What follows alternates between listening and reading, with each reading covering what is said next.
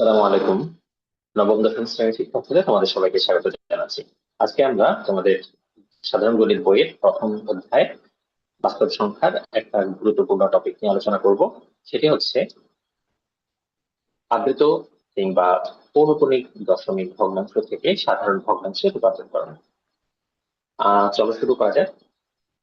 আমরা 0.6 এই সংখ্যাটি দিয়ে শুরু করতে যাচ্ছি। 0.6 পৌনঃপুনিক, এটার মানেটা হচ্ছে 0.666666, মানে এটা চলতেই থাকবে, শেষ হবে না।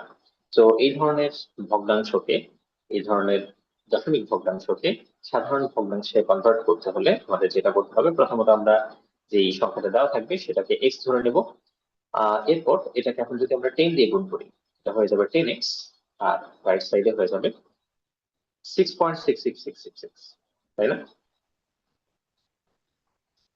ওকে। তার মানে এটা হচ্ছে দশমিক এক ঘর ডান দিকে শিফট করে যাবে, দশমিক বিন্দুটি এক ঘর ডান দিকে সরে যাবে। এখন যদি আমরা দ্বিতীয় সংখ্যা থেকে প্রথম সংখ্যা বিয়োগ করি, তাহলে কি হবে? 10x minus x, that is 9x. 9x equals to, right সাইডে ডান পাশে কি আছে? 6.666 থেকে 0.6666 মাইনাস করলে শুধু 6 থাকবে। ওকে, 9x equals to 6। তো এখানে আমাদের আইডিয়াটা কি? আইডিয়াটা হচ্ছে আমরা ডান পাশে এমন দুটো সংখ্যা বিয়োগ করতে চাচ্ছি যে দুটো সংখ্যা বিয়োগ করলে আমাদের দশমিকের পরের সংখ্যাটি থাকবে না। অর্থাৎ আমরা এমন দুটো সংখ্যাকে বিয়োগ করব যেখানে দশমিকের পরের অংশটুকু একেবারে হুবহু সেম থাকবে, এবং সেই সংখ্যাটি আসলে আমাদের যে পৌনঃপুনিক অংশটুকু সেটি হবে। ওকে, তো 9x ইকুয়ালস টু যদি 6 হয়, x ইকুয়ালস টু হবে 6/9। এটাকে কাটাকাটি করে আমরা লিখতে পারি 2/3। আশা করি তোমরা বুঝতে পেরেছো এটা। আমরা আরেকটু বড় সংখ্যা নিই, তাহলে আরো কিছু কনফিউশন ক্লিয়ার হয়ে যাবে। ফর এক্সাম্পল আমরা নিতে পারি হচ্ছে 2024, 2024 খুবই গুরুত্বপূর্ণ একটা সংখ্যা, খুবই গুরুত্বপূর্ণ একটা বছর। আমরা এটাকে এভাবে নিই, 0.2024 ধরে নিচ্ছি। 2 এবং 4 এর উপর হচ্ছে পৌনঃপুনিক বিন্দুটি আছে। তাহলে এটি হচ্ছে এরকম করে লিখতে পারি আমরা, 20242424, এই 24 অংশটুকু রিপিট হতে থাকবে।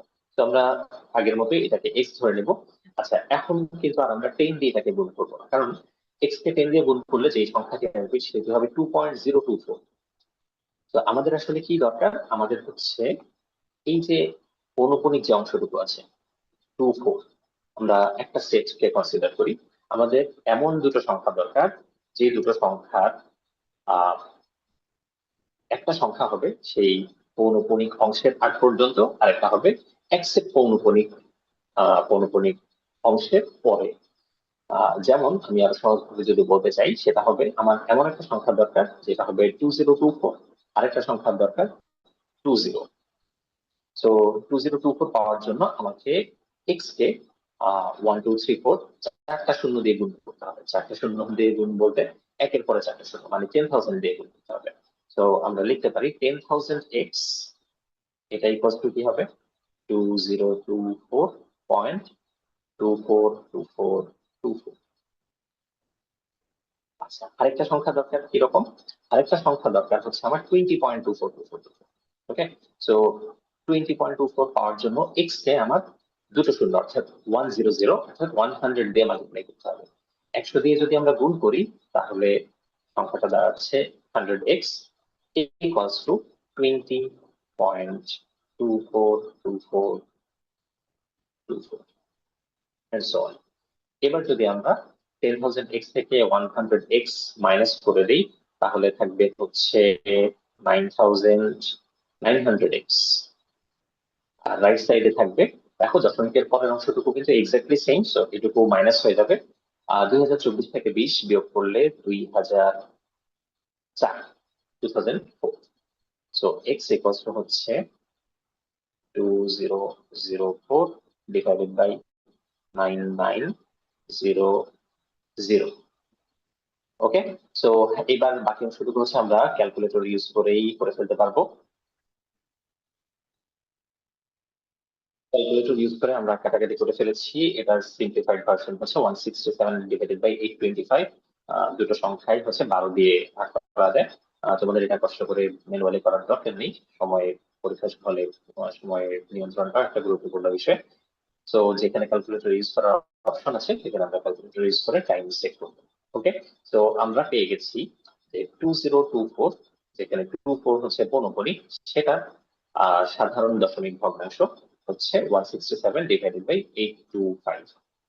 ওকে, আশা করি তোমরা বুঝতে পেরেছো। তোমরা যদি নিয়মটা খেয়াল রাখো, কোথাও আশা করি সমস্যা হবে না। তোমাদের জন্য ছোট্ট একটা কুইজ আছে, সেটা হচ্ছে 0.9 পৌনঃপুনি। এটাকে সাধারণ ভগ্নাংশে কনভার্ট করলে কত হবে? খুবই ইন্টারেস্টিং একটা সংখ্যা এটা। তোমরা এটার মিনিংটা যদি ভালোভাবে চিন্তা করো, তোমরা আগে অ্যান্সারটা বের করবা, আর তারপরে একটু ছোট্টখাটো একটা ধাক্কা খেতে পারো। 0.999 এইটার সাধারণ দশমিক ভগ্নাংশ কিন্তু একটা পূর্ণ সংখ্যা, এবং সেটা খুব ইন্টারেস্টিং। তোমরা এটা একটু চিন্তা করবে কেন 0.999 পুরোপুরি সেই পূর্ণ সংখ্যার সমান হচ্ছে। ওকে, সবাইকে অসংখ্য ধন্যবাদ। দেখা হবে পরের ভিডিওতে, ততক্ষণ পর্যন্ত সবাই ভালো থাকো। আল্লাহ হাফেজ।